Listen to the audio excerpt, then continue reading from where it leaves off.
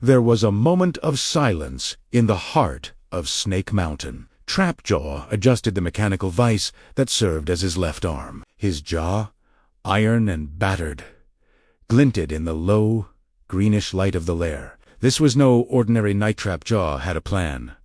A good one, at least on paper. The corridor outside rumbled, and Trapjaw didn't flinch. He'd spent weeks assembling his arsenal: laser attachments, a snap-on buzzsaw, and some distinctly unpleasant acid capsules acquired through back channels. Each tool was designed for a single purpose: defeat the most powerful man in the universe. He-Man, on the other side of Eternia. He-Man stood atop Castle Grayskull, the sword of power over his shoulder. Word had reached him courtesy of Manatarmza, coded message intercepted from Skeletor's ranks. Trapjaw was planning a solo infiltration of the castle, targeting its hidden archives. It wasn't a frontal assault, but the promise of Sakritza, new weapon, perhaps was enough to draw even the most unflinching defenders out of their peace. So He-Man waited. Trapjaw's approach was a masterpiece of mid-level villainy. Using his magnetic grappler, he bypassed half the castle's magical wards. He crept through the moonlit woods, evading patrols, mostly blocked partly by cunning. The door to the archives was shielded by an energy lock, but that was nothing for someone who could swap out his arm for a lockpicking module. He was inside. The archives shimmered with rows of ancient scrolls and glowing tablets. Trapjaw scanned the room, eyeing a data crystal rumored to contain the schematics for Grayskull's defenses.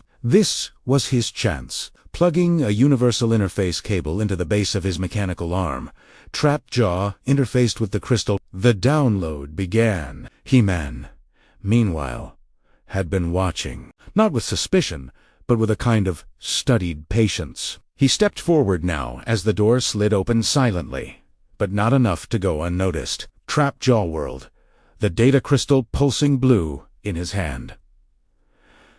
There was a beat, and then action. Trapjaw fired first, an acid capsule arcing through the air. He-Man sidestepped, the liquid sizzling across ancient flagstones. A whir as Trapjaw swapped out his modulo now. A buzzsaw. He lunged, closing the distance in a blur of machinery and rage. He-Man raised his sword, not to strike, but to deflect. Steel screeched against enchanted metal. Trapjaw backed off.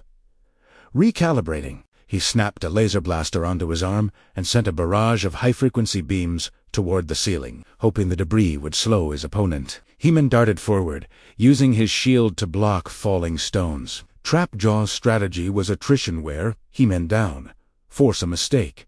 But He-Man had other ideas. He observed, measured. Every move Trapjaw made was precise, but predictable. The pattern revealed itself.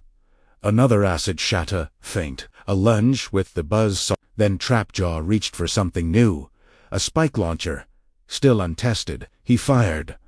This time, He-Man dove, rolling beneath the barrage. He closed the gap between himself and Trapjaw too quickly for any arm attachment to counter. With colossal strength, He-Man grabbed Trapjaw by the shoulder, wrenching the mechanical arm free from its socket. Trapjaw staggered back, sparks flying. The data crystal dropped to the flagstones with a sharp clatter. Trapjaw hesitated, glancing at the weaponless end of his arm.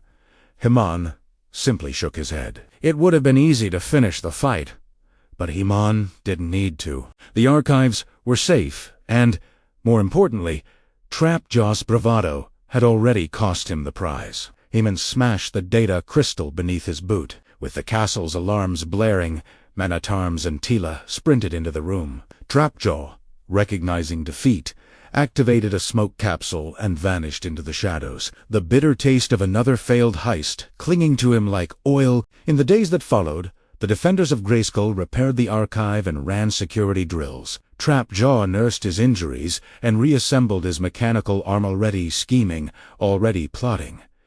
He-Man, as ever, remained vigilant, because on Eternia it was never truly over. Every plan, every clash added another layer to the endless contest of minds and muscle. Trapjaw would try again. He-Man would be ready. Until then, the power of Grayskull endured.